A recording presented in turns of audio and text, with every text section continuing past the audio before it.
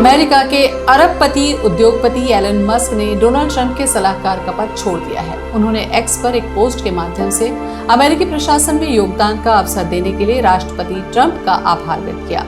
Musk ने कहा कि वो सलाहकार के रूप में अपनी सरकारी भूमिका छोड़ रहे हैं। उन्होंने कहा, संघीय नौकरशाही को कम करने और उसमें सुधार लाने का अवसर देने के लिए वो राष्ट्रपति का धन्यवाद देना चाहते हैं। मस्क ने लिखा, भले ही बतौर विशेष सरकारी कर्मचारी उनका समय समाप्त हो रहा है, लेकिन उन्हें डीओजी में रहने के दौरान देश में बेकार खर्चों को घटाने का मौका मिला। उन्हें स्पेशल गवर्नमेंट एम्प्लॉय का दर्जा मिला था, जिसके तहत हर साल 130 दिनों तक उन्हें संघीय नौकरी में रहने की इजाजत थी।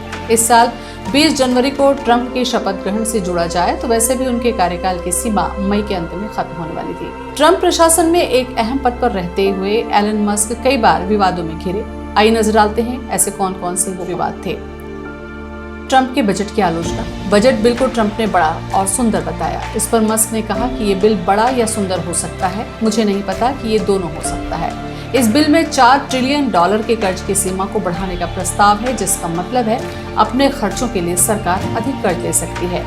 मार्च की शुरुआत में सरकारी खर्च और कर्मचारियों की संख्या में कटौती के एलन मस्क के प्रयासों पर चर्चा करने के लिए कैबिनेट मंत्रियों की एक बैठक बुलाई गई थी। इस बैठक के दौरान नेताओं में तीखी नोकझोंक हुई और विदेश मंत्री मार्को रूबियो की आलोचना करते हुए मस्क ने कहा कि वो टीवी पर ही अच्छे दिखते हैं।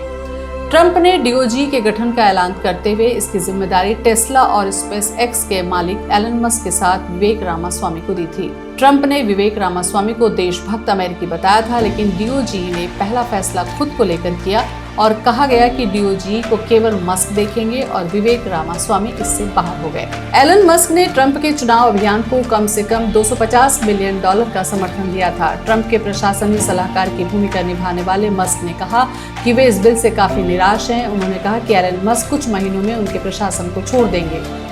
ऐसी खबरों के लिए देखते सुनते रहें लल्लूराम.com।